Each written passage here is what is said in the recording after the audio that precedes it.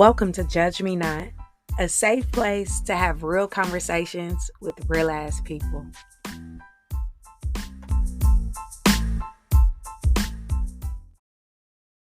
Hey y'all, hey, welcome to another episode of the Judge Me Not podcast. I am your super cool host, NVD. Y'all know at least I think so myself.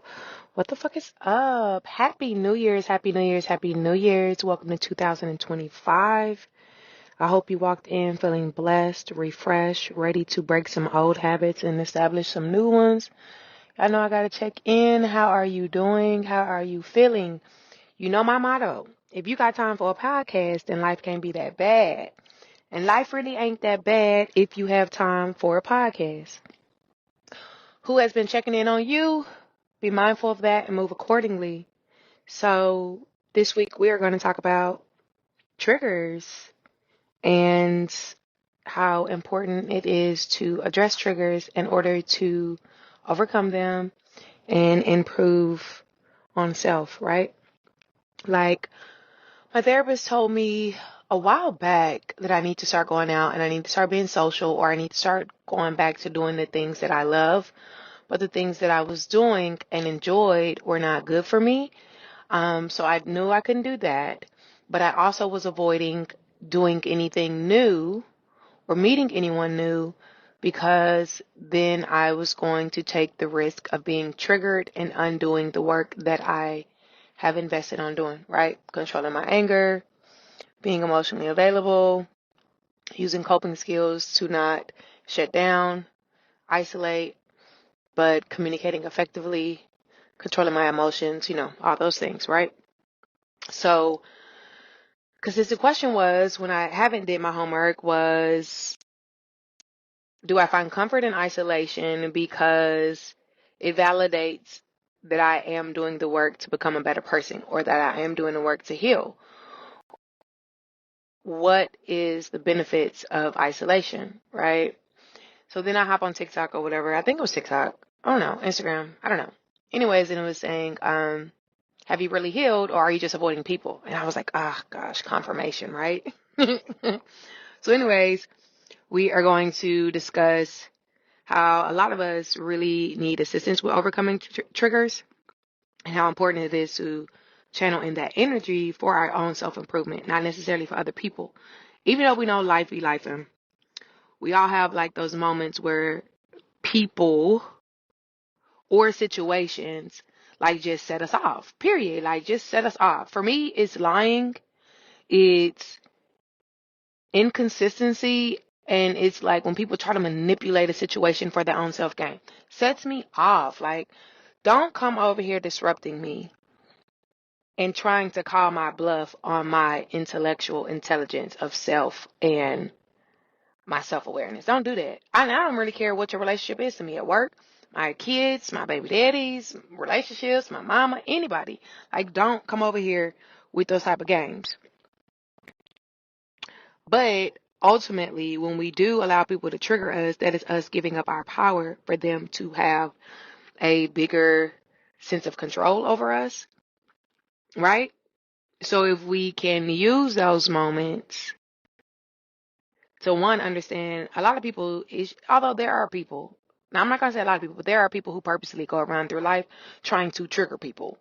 But those type of people, it's really not a reflection of you or anything that you've done, but it's a reflection of how they are messed up and the issues that they have with themselves, right? So their main goal into life is to pull everybody down on the lower level energy that they are.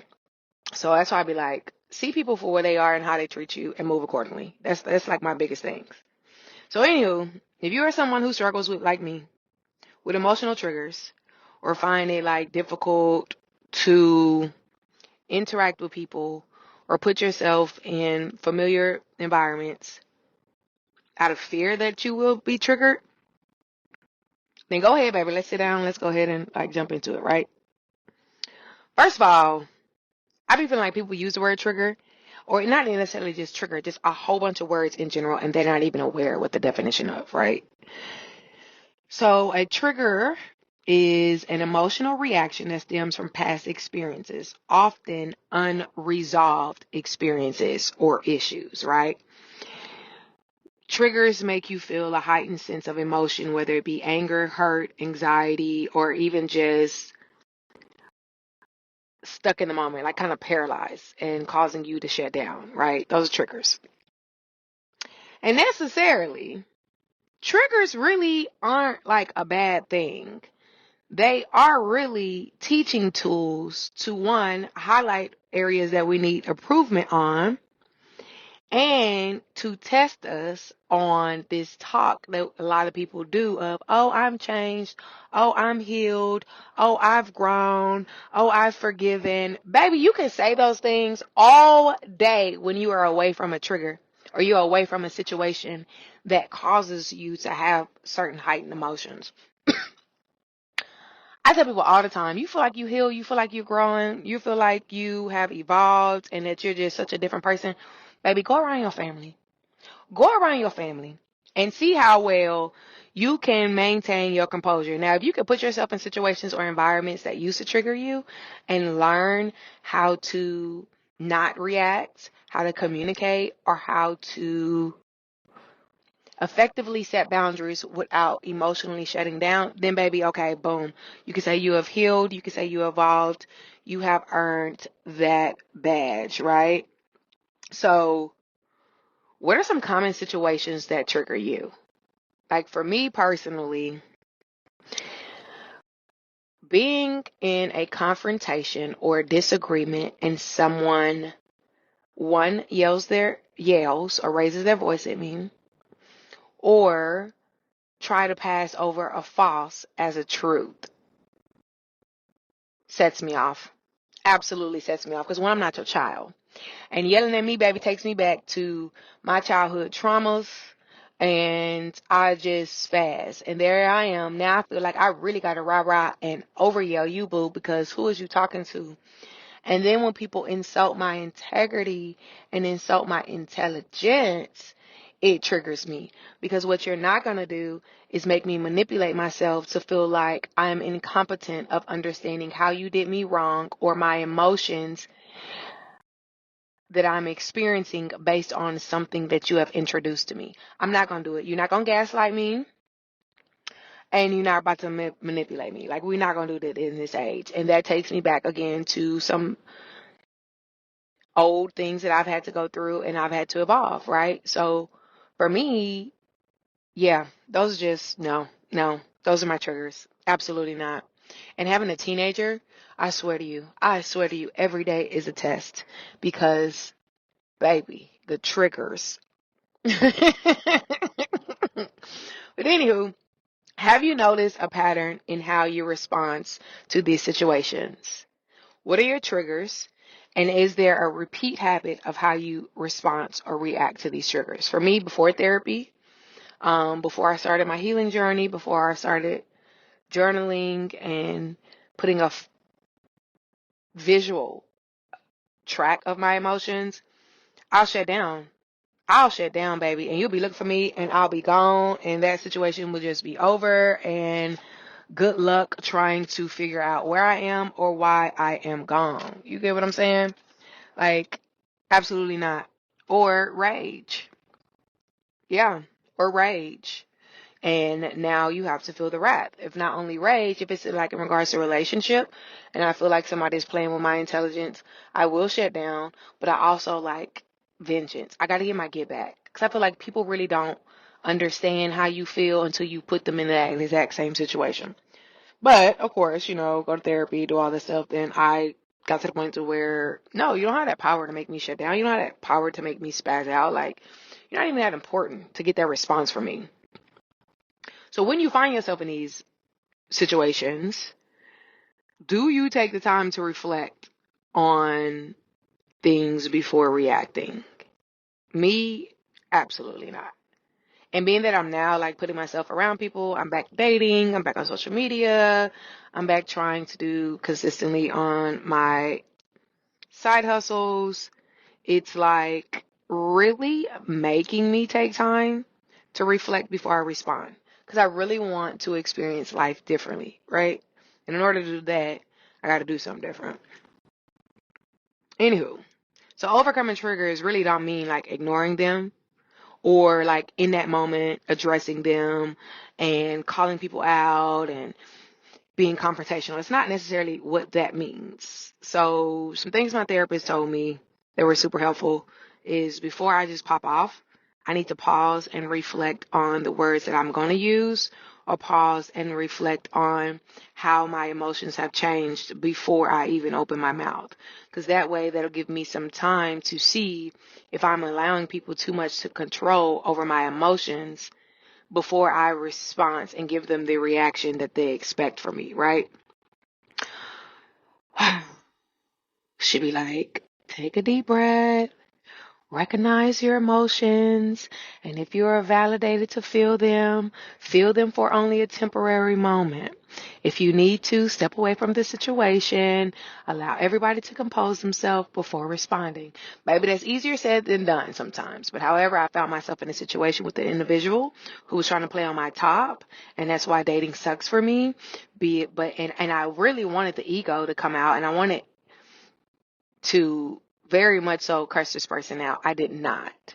What I did was set boundaries, articulate why I'm feeling a change in energy and why I'm feeling insulted. And then I gave a list of positive things that I enjoyed about that person. But I also ended it as, this encounter is no longer benefiting me. And before I undo the work I'm doing on myself, I'm just going to go ahead and separate from the situation. Right?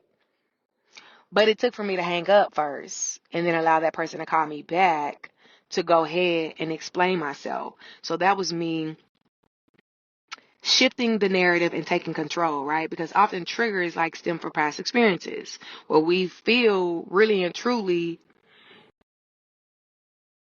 we feel pulled back to a traumatic experience that brings out a sense of unsafetyness and being not seen and not valued. So it puts us on the defense and it makes us shut down or respond in a heightened sense of emotion, right? So when people be like, you really got to take control of your mental thoughts, your mentality, and you have to shift that. Instead of allowing somebody to trigger you and going back into your past, you have to really control from being pulled back but staying present in the present version of you. You are strong, you are capable, you are in control of not only this current situation, but your emotions and your response. So it is ultimately up to you to say, I'm going to respond in the manner which is best for me, or I'm allowed this motherfucker to have control over me, and I'm just going to say, fuck it, and give them exactly what they want. In order to do that, baby, you got to set boundaries. And if you follow me on social media, I am constantly saying little smart stuff about boundaries. Boundaries are so healthy and boundaries are so taboo in our community, especially if you are in the Black community, because people are easily offended when you check them by overstepping a boundary. And then you will be tried to make to feel guilty. They'll make you second guess yourself. They'll make you try to feel bad. Absolutely not. Absolutely not, because in this season, once you've experienced so much stuff and you've lost so much and you really decide to put yourself first, your peace is non-negotiable. Your self-improvement and the work that you've invested in yourself is non-negotiable to anybody. Anybody. And a lot of people in the Black community feel like, oh, because I'm your mama, oh, because I'm your sister, oh, because I'm your daddy, oh, because I'm your baby daddy, oh, because I'm your ex-husband, you have to tolerate a lot of nonsense. Absolutely not. Absolutely not.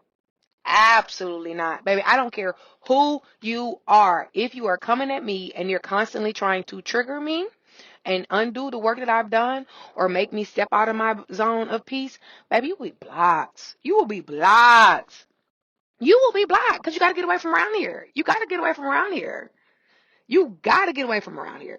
You got to get away from me. So, think about the most recent time that you felt triggered, right? And if you would have done the steps of pausing before reacting, changing your mind frame, and not allowing that person to pull you back into your past trauma, but staying in your present strength, staying in your present self, how would you have been able to effectively set your boundary in a non-confrontational manner?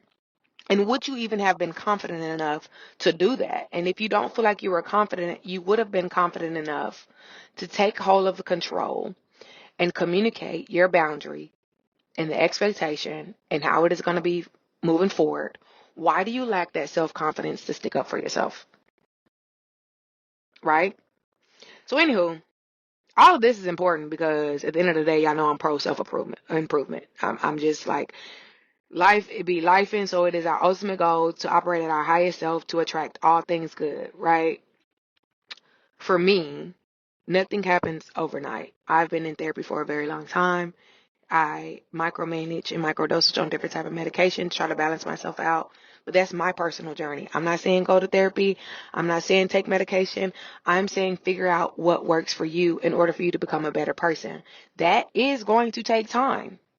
That's going to take time. I still don't like people and will cut off and isolate myself.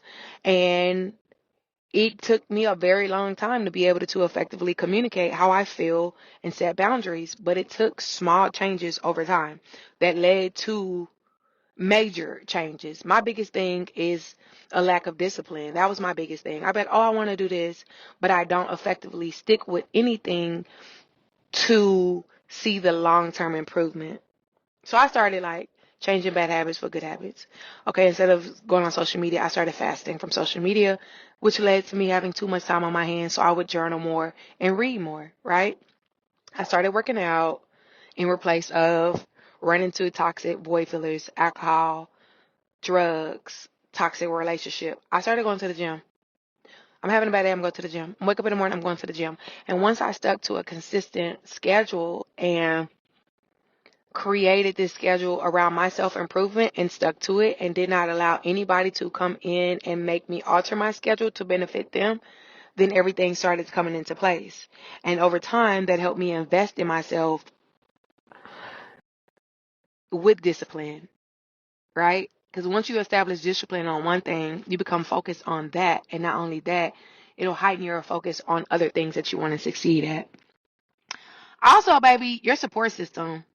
As I have started this healing journey and I started my mental health journey and really like being obsessed in being a better version of me, spiritually, physically, financially, just an overall better person, I understood early on, baby, something got to change about my circle. Because if you're trying to do something different and something better and you're being around people who have no desire to do anything different and better, they will make you feel weird and crazy for wanting more. They will try to talk you out of wanting to improve. Not only that, but they'll try to brainwash you like you feel like you're better than them or some type of crazy stuff like that. So you really got to find yourself around different people, like-minded people, and get past that insecurity of, I'm not sure how to do this, and get into that mind frame of, I want to become this person, so I'm going to put myself in the room with people who are successfully operating on this frequency so I can learn, right? Because self-improvement comes from learning. And if you stay around people who are okay with being stagnant, being negative, being broke, being unfit, being unhealthy, and just doing the same thing every day, and they're comfortable with being stagnant, really. And it's a lot of people that's gonna die on a hamster wheel. If you find yourself around that room because it's familiar, it's gonna make your process way harder than what it needs to be. So, with all that being said, what is one daily habit that you can start working on? It may be waking up 30 minutes earlier. It may be drinking 2 bottles of water a day if you don't drink water. It may be reading 2 pages out of a book. It could be anything. What is something that you can implement on a daily habit that can turn into a long-term habit?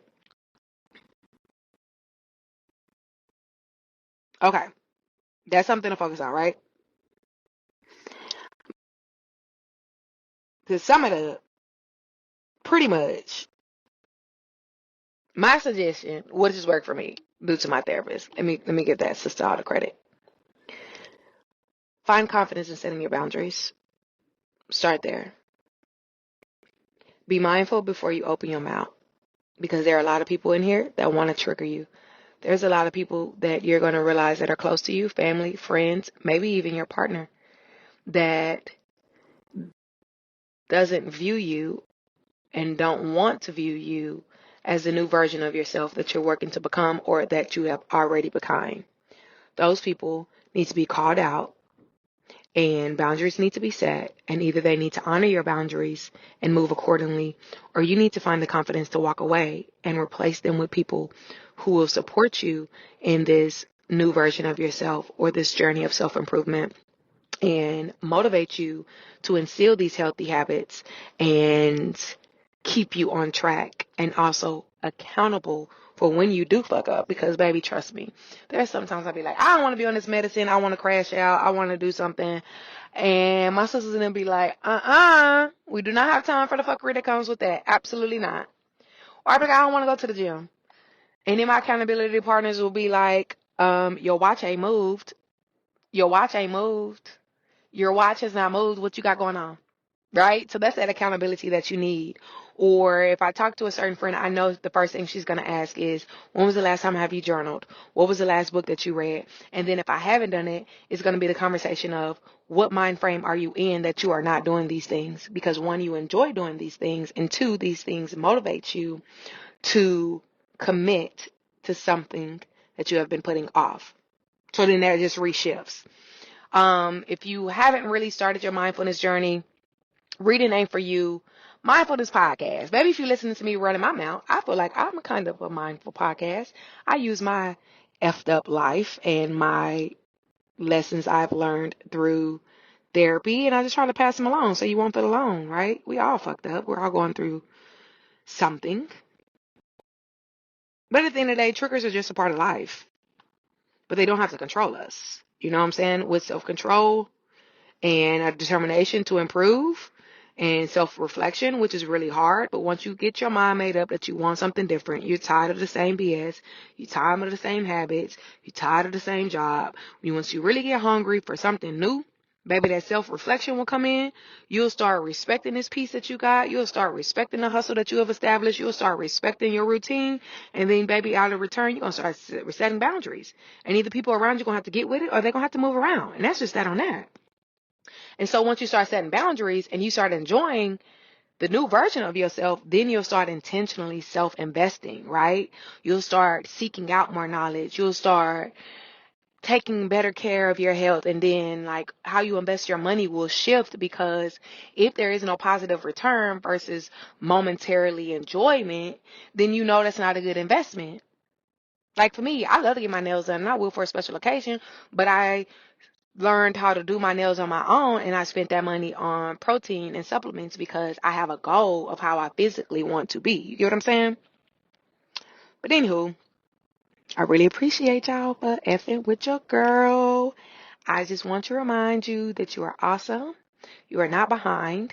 You are exactly where you're supposed to be, and allow your past to motivate you to obtain everything that you desire in your future. So we're going to go out. I'm going to give y'all some homework. Like my therapist used to give me homework. She's kind of gotten, now I'm talking about it, she's kind of got lazy on the homework part. I got to bring that up. I actually looked forward to that.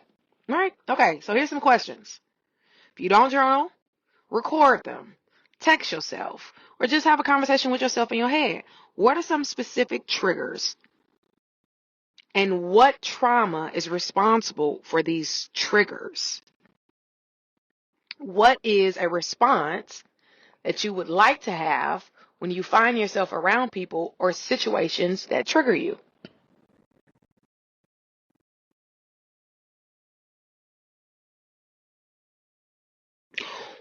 What are some reasons that keep you from setting boundaries with other people?